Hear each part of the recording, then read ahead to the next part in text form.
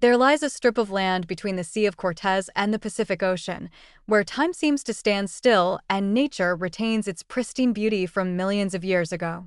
Vast deserts, majestic cliffs, and the deep ocean blend together to create some of Mexico's most spectacular landscapes. Dubbed the end of the world, this land holds untold stories of survival and unspoiled beauty. Stretching nearly 800 miles, Baja California is the second longest peninsula in the world, a narrow strip of land separating the Pacific Ocean and the Gulf of California. As you move south, the terrain transitions from dry mountain ranges into open desert and rugged volcanic coastline. The region's isolation has historically attracted outside ambition. In 1853, an American named William Walker led a private military expedition to declare the peninsula the Republic of Lower California. This unrecognized state collapsed within months, but the episode remains a documented chapter in the region's history. Proof of the peninsula's long-standing status as a frontier. That long stretch of remote land leads in the end to Cabo San Lucas, where Baja California reveals one of its most striking contrasts. Previously, this place was a small fishing village at the southern tip of the Baja California Peninsula. By the 1950s, Hollywood figures such as John Wayne and Bing Crosby were arriving by private plane, drawn by the privacy, the sport fishing, and the feeling of having reached a place still untouched by mass tourism. This has helped transform Cabo San Lucas from a labor-intensive seaport into one of the world's most popular resort destinations.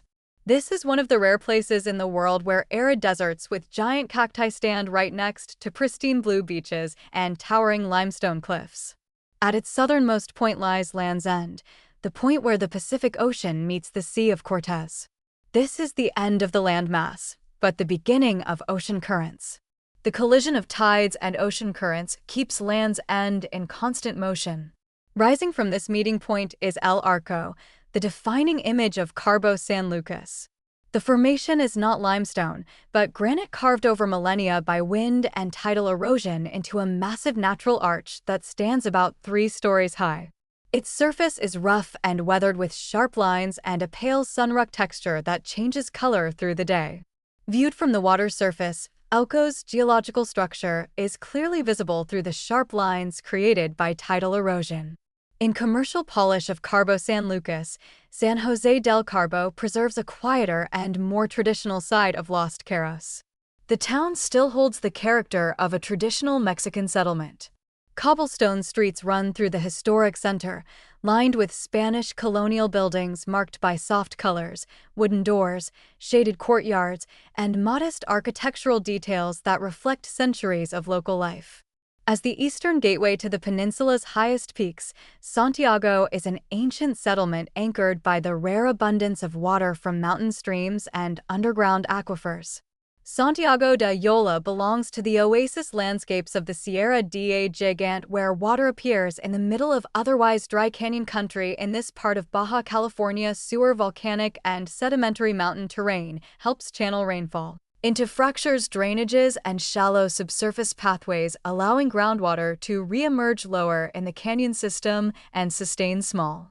In AO environments across the peninsula, water often moves through gravel cobbles and buried channels rather than as a permanent surface flow, creating small pools and wet pockets that can persist even through the driest parts of the year.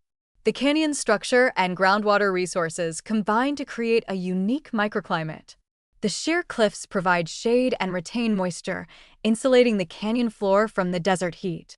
This local climate shift is key to sustaining moisture-loving ecosystems in this hypered region. The caves surrounding the oasis preserve fragments of pottery and rudimentary stone tools, suggesting that before the arrival of the Spanish, it was an important node in the migration network of the indigenous people due to its stable water supply. Although brought from the Middle East by monks, the date palm has become the dominant species and shaped the ecological structure of the oasis. Set between the Pacific coast and the foothills of the Sierra de Laguna, Todos Santos grew where fresh water made settlement possible. Rainfall in the mountains replenishes the local aquifers, helping to create one of the few large coastal oases on this side of Baja California. So, its early history begins in the Mission period. Jesuit missionaries established an outpost here in the 1720s, followed by Misión Santa Rosa de los Palmas in 1733 because of its stable water supply, fertile soil, and favorable location for agriculture in a challenging area of the peninsula. In the 19th century, Todos Santos became the peninsula's largest sugarcane production center with 8 ingenios. The town's distinctive red brick architecture today is a legacy of its sugarcane-related wealth. However, overexploitation of groundwater combined with prolonged droughts and saltwater intrusion weakened the agricultural system that had sustained the town's growth. When sugar production collapsed, Todos Santos fell into a prolonged period of decline, turning it into a ghost town for nearly 30 years until the Trans-Peninsula Highway was completed in 1974. The coastline surrounding Todos Santos serves as a vital nesting corridor for the olive Ridley sea turtle. With their distinctive olive-green heart-shaped shells, these migratory reptiles return to the exact same sandy beaches where they were born on an annual cycle. From late summer through the winter, female turtles emerge from the Pacific waves under the cover of darkness, crossing the tidal line to deposit their clutches of nearly 100 eggs into the warm sand. While much of Los Caros is known for tourism and development, Cabo Pulmo stands apart as a place defined by protection, resilience, and marine life. This small coastal community is home to Cabo Pulmo National Park, a protected marine area that forms part of the UNESCO World Heritage Site known as the Islands and Protected Areas of the Gulf of California. What's special here is the story of the miraculous resurrection. By the early 1990s, decades of overfishing had pushed these waters into serious decline. Local residents, especially members of the Castro family, helped lead a decision that changed the future of the reef. They stopped fishing and pushed for full protection of the area. That decision led to an impressive marine ecological recovery. Within roughly 10 to 15 years, fish biomass increased by more than 460%. Turning Carpoa from an exhausted fishing ground into one of the richest marine ecosystems in the Gulf of California. The reef itself is a major reason this place matters. Cabo Pulmo protects the only coral reef system in the Gulf of California, and it is widely described as the oldest of only 3 coral reefs on the west coast of North America, estimated to be around 20,000 years old. That age is commensurate with its biodiversity. The area supports an extraordinary range of marine life, with over 800 species of marine organisms. This small village relies entirely on solar power. Telephone service is limited. Electricity is scarce. And the overall pace of life here feels completely isolated from the power to our grid. As the capital and largest city of Baja California Sur, La Paz offers a more tranquil and serene atmosphere to the peninsula. Set along La Paz Bay on the Sea of Cortez, the city has a hot, dry climate and sits only about 40 feet above sea level. The city lies on the eastern side of the Baja California Peninsula. Here, the land is bleached by the sun, the waters are calm, and the long rays of light seem to linger on the bay.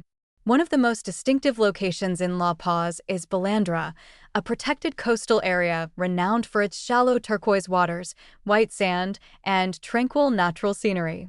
It is widely recognized for both its scenic beauty and ecological value, with mangrove forests, sand dunes, and shallow waters that create a seemingly still landscape. Off the coast lies Isla Espiritu Santo, an uninhabited island. The island is part of the broader islands and protected areas of the Gulf of California, a UNESCO World Heritage Site recognized for its extraordinary marine and coastal biodiversity. Playa Balandra feels almost sealed off from the outside world. The bay is nearly enclosed, shaped by older volcanic highlands and a narrow opening that limits how much wave energy can enter. Balandra is also part of a federally protected area recognized for its coastal wetlands, mangroves, and shallow marine habitats because the bay is so sheltered. Fine pale sediment has been able to settle and remain in place over long periods of time. The result is a shoreline of light-colored sand and very shallow water that shifts gently in tone from white to turquoise. Below the surface, the conditions are slightly different from the open sea beyond the bay. With limited circulation and strong desert evaporation, the water can become a little warmer and slightly more saline than nearby exposed coastal areas. That creates a small but distinct underwater environment, one that helps explain why Blandra feels so separate from the rest of the coastline.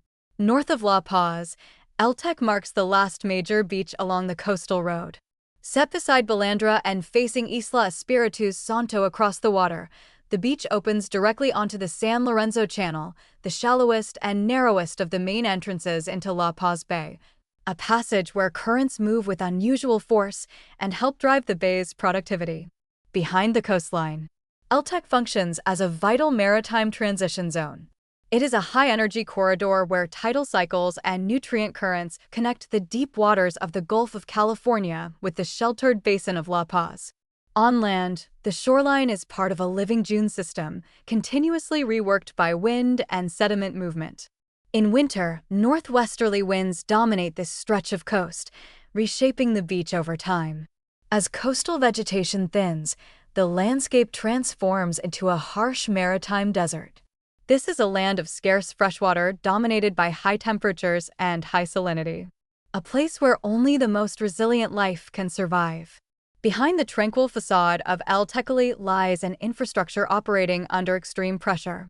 Amidst the risks of rising sea levels and freshwater scarcity, every activity here is part of a larger story of survival. It is not just a destination, but a testament to human resilience on the harsh boundary between ocean and desert. And in front lies a perfect crescent of white sand nestled between brick-red volcanic rock formations and a tranquil sea, San Francisco Island. This island is small and uninhabited, but its southern coastline boasts one of the most unique coastal formations in the Gulf of California.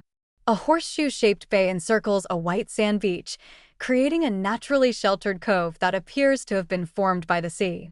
Where rocky headlands block the waves, the energy is dampened and finer sediments can settle and hold their place. San Francisco is a volcanic fragment characterized by the complex lithology of rhyolite and volcanic ash. On the slopes, oxidized red and pale yellow cliffs create a striking contrast with the white coral sand below. To the north and east, the coastline is directly impacted by the energy of the open bay, where erosion has sculpted sheer walls and rocky headlands jutting out into the sea. Following the last ice age, rising sea levels separated San Francisco Island from the peninsula, isolating species in a closed biological system. Limited food resources and extreme temperatures forged a new evolutionary path. Crossing the narrow channel from the mainland, the landscape shifts toward their rugged volcanic isolation of Isla, San Jose. Covering about 70.6 square miles, its terrain is rugged and dry with a central mountain spine reaching about 277 feet above sea level.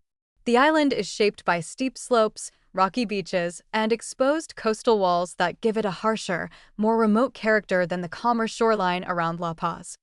San Jose belongs to a landscape created by the opening of the Gulf of California when the Baja California Peninsula gradually separated from mainland Mexico through fault-driven crustal movement tied to the broader San Andreas transform system. As such, the island functions as a living tectonic record, a fragment left behind by the same seismic forces that pulled the entire land mass away from the mainland.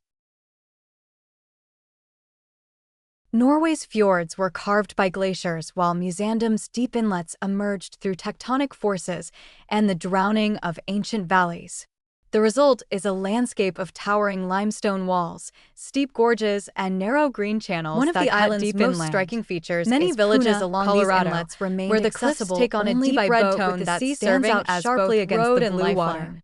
The color coastline also leads to sedimentary rock. The peninsula's modern maritime oxidized over long periods in the desert climate, and cargo rock layers have distinct patterns, making this rugged outpost like a geological trade networks. Studies of the island's sedimentary basin show that this part of the Gulf was shaped by fault-controlled subsidence and deposition during the Pliocene of Musandam, preserving sequences that further explain how the southern Gulf of California evolved. An eerie sound that along the bay to the north, canyons. The rugged coastline is tied to a hard environment where movement between the oldest settlement in California and the historical cornerstone of the entire of that world survives. Founded in 1697 by Juan Maria de Salvatierra, a stone storage structure built to protect first permanent Spanish settlement in Baja California during hotter months, served as the capital of the region for more than a century of a bygone era of global control. North to Monterey on Telegraph in 1777, the remains of a British relay station mission still lie in one of the peninsula's large bays. The first in the 19th century in the California tiny island and the one later known as Telegraph line connecting London, the head and mother of the mission system in the vast open space of the Gulf, Baja California and Alta California. A strip of land. From here, the mission route strategic link controlling all the vital maritime route of the global economy. Here, although located further from the mainland supports any other Iranian island and oceanographic very location gives the island direct access to international wide range of marine life. The island is administered by Iran while the UAE continues to claim sovereignty over it.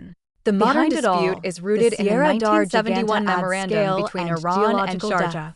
However, over the decades, largely of Iran has consolidated its control and sedimentary over the entire island, forming steep escarpments. At the center of this global crossroads and the island that gave the descent toward the sea. Those mountains do not sit softly near the mouth of the strait.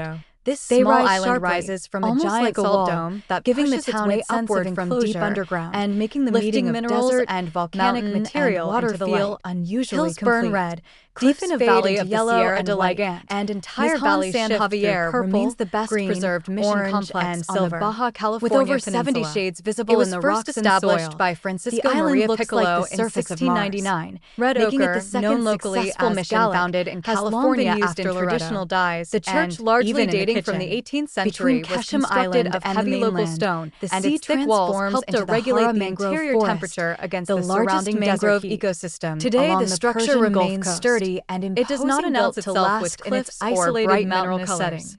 San Javier was built far from the coast in rugged terrain, sheltering life, every stage of holding together depended on labor, delicate ecological systems, and the ability to move materials through the mountains without modern machinery. The largest island in the Gulf, each year from December where the landscape stretches out like a vast San Javier is the most important religious event in the region. One can see the shape of a giant dolphin of pilgrims to cross the water surface. Horses from Loreto. The island operates as a UNESCO-protected archive with one of the most diverse geological landscapes that still feels Strait of Hormuz is right more than just a military coordinate or an energy geologically complex. It is a lesson in the resilience of quarters. From the heat-resistant coral reefs the bay is a seabed to the communities living in wind towers, crust situated demonstrate two parallel adaptability during the rifting of the California Gulf, but also carries the currents of 12 million years ago. Power and the western side of the bay is backed by the steep volcanic mass of the Sierra de la Giganta, fragility and opposite margin preserves older sedimentary formations and uplifted coastal structure. This is one of the rare places in the world where shallow water hydrothermal vents occur close to shore.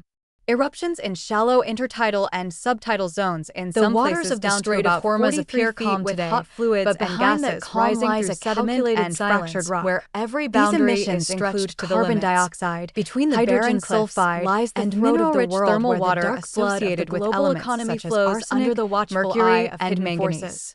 That makes the bay a major control laboratory for studying ship carries not only oil, geochemistry, but also the fragile geochemical cycling on the coastal water upheaval. Because circulation is more restricted, another world can remain in the bay longer, which helps produce the scorching sun temperature and salinity of the bay prevail, more exposed while below lies an ecosystem in winter by extraordinary northwesterly winds rise along this coast. Here, coral reefs are not simply carrying nutrients scattered across the seabed, supporting the vigorous organisms that have survived a long struggle, which forms the basis of living structures that have endured thousands of years, the interior, adapting to conditions that many other reefs cannot overcome.